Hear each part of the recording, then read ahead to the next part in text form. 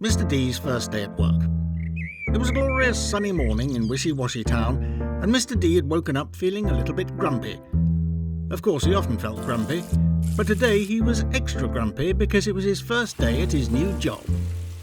"I don't want to go," he muttered as he admired himself in the mirror. "Why can't I just stay in bed and watch TV?" "Because you smashed the bleeding TV last night, didn't you?" answered Mrs. D. At the office, Mr. D's new assistants were very excited and had been waiting patiently for their new boss's arrival. "Good morning, Mr. D," said Doc, with a big blushing beamer of a smile.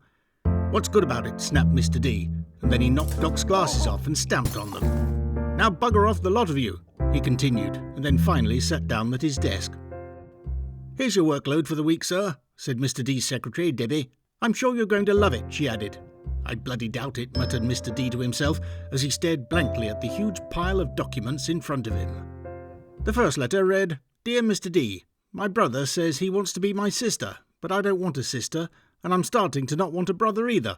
Can you please help? P.S. I think you're brilliant." Mr. D pretended to think for a moment, and then got bored and opened the second letter.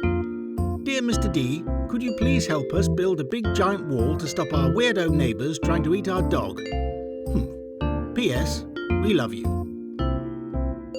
And so it went on all week, letter after letter, begging Mr. D for help whilst flattering him with an abundance of compliments.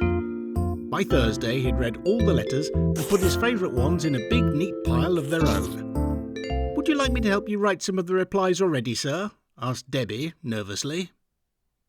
"No need for that, Debbie," smiled Mr. D. "I've decided to send them all £500 and a signed photograph instead." "That's very kind of you, Mr. D," said Debbie. By home time on Friday, word of Mr. D's kindness had spread among the staff, many of whom had gathered to thank him as he finished his first week. "Have you enjoyed your first week, Mr. D?" asked Debbie.